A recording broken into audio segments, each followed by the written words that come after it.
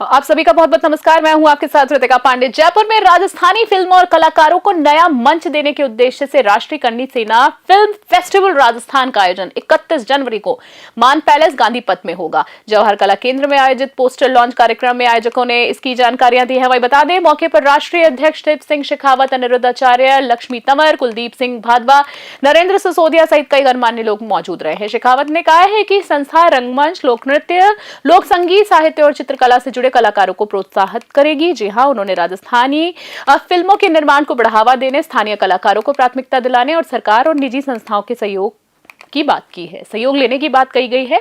साल में एक बार राष्ट्रीय स्तर पर आयोजन तथा युवा कलाकारों के प्रशिक्षण की योजनाएं भी घोषित की गई हैं। ये प्रोग्राम है, ये मान पैलेस में होगा। गांधी पथ पर मान पैलेस है। हमारे मुख्य अतिथि के रूप में अनुचार्य जी महाराज आपके सामने ही बैठे हुए हैं, ये मुख्य अतिथि रहेंगे। वशिष्ठ अतिथि हमारे दिया कुमारी जी रहेंगे, राज्यवर्धन जी राठौड़ है और काफ़ी लोग आ रहे हैं। और राजस्थान की राष्ट्रीय करणी सेना फिल्म जो विंग है, इसके हज़ारों की संख्या में इसके मेंबर बन चुके हैं और अब वो हज़ारों की संख्या में इसके हैं।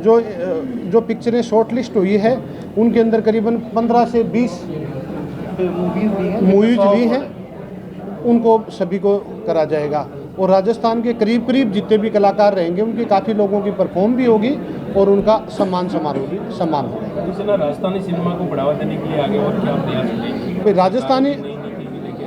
राजस्थानी कलाकारों को बढ़ाने के लिए हम लोग सरकार को संख्या बल, हमारे कलाकारों की संख्या बल दिखा करके, हम लोगों के पास में अभी राजस्थानी कलाकारों के पास में सबसे बड़ी समस्या है कि हमें पिक्चर हॉल वाले मालिक इनको टाइम नहीं दे रहे। तो हमारी संख्या बल के बाद में नेक्स्ट स्टेप हम लोग करें कि इनके पास में जितने भी PVR के मालिक हैं वो समय दें कि अगर आप लोग साल के अंदर 50 पिक्चर राजस्थानी नहीं लगाते तो आपका लाइसेंस नहीं रिन्यू होगा। और राजस्थान के कलाकार अब एक साथ एक जगह रहेगी। अब राष्ट्रीय करणी सेना उनको लोकेशन वाइज कहीं भी उनको दिक्कत आ रही थी उसके साथ में खड़ी रहेगी, चाहे वो फाइनेंस की दिक्कत पड़े, चाहे प्रोटेक्शन की दिक्कत पड़े, चाहे उनको परमिशनों की दिक्कत जरूरत होगी तो वो भी कराएगी। सब्सिडी भी अगर सरकार से बात करनी पड़ेगी तो हम लोग सब्सिडी भी। जैसा कि अभी आपने बताया कि क्या समारोह है, क्या आयोजन है और क्या कला है। साहित्य का एक बहुत सुंदर वाक्य है कि काव्य के दो भेद होते हैं। क्योंकि हमें भाई साहब से मेरी चर्चा हुई इनसे, तो क्या होता है कि जब हमें ये मालूम होता है कि आजकल हमारे जो जितने भी संतगण हैं, हमारे जितने भी जो सामाजिक जो कार्यकर्ता हैं या जो जितने भी जो संत समाज के लोग हैं, उनके लिए एक अलग प्रकार की धारणा बन चुकी है। क्योंकि काव्य के दो भेद होते हैं, एक होता है दृश्य काव्य, एक होता है श्रव्य काव्य।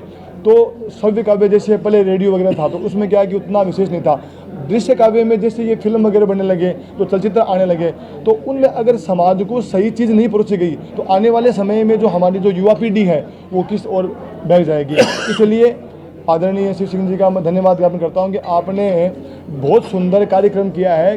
क्योंकि शुरुआत हमारे यहाँ राजस्थान से होती है। राजस्थान का इतिहास है वो बहुत सुंदर रहा है। जैसा कि बताया कि महाराणा प्रताप का है, मीराबाई का है, ये इतिहास हमारे रहा है। इसलिए मैं आप सभी मीडिया कर्मियों से निवेदन करूंगा कि आप इस कार्यक्रम को इतना आगे बढ़ाएं, जिससे क्या है कि हमारे जो विदेश में बैठे हुए लोग हैं, जैसा कि एक छोटा सा वाक्य उनके पास में वीडियो गया तो उन्होंने कहा, राजेंद्र जी प्रसाद जो नौलगढ़ से हैं विदेश, वो भी कल आ रहे हैं, दुबई से आ रहे हैं। जब उन्हें मालूम हुआ कि आज कोई व्यक्ति राजस्थान की संस्कृति के लिए, राजस्थान की धरोहर को बचाने के लिए प्रयास कर रहा है, तो वो स्वयं बोले कि गुरुजी मेरा एक सौभाग्य है कि मैं आज संस्कृति में मेरा भी एक छोटा सा एक अंश में दे पाऊँ। इसे कहते हैं कि एक है शब्द है सुप्रयुक्त है सम्यक लोके काम दुख भवती। अर्थात अगर एक भी व्यक्ति का जीवन चरित्र अगर आपने सही तरह से परोस दिया तो आपका जीवन सफल हो जाएगा। तैयारी हमारी फुल है, बिल्कुल पूरी राजस्थान सरकार इसको देखेगी और राजस्थान सरकार से हम एक इस कार्यक्रम के थ्रू बात रखना चाहते हैं कि कलाकार एक ही मंच पे उस दिन आपको सारे सितारे दिखने वाले हैं और इतनी भव्य वहाँ पे इनकी जो संख्या रहेगी बहुत भव्य रहने वाली है।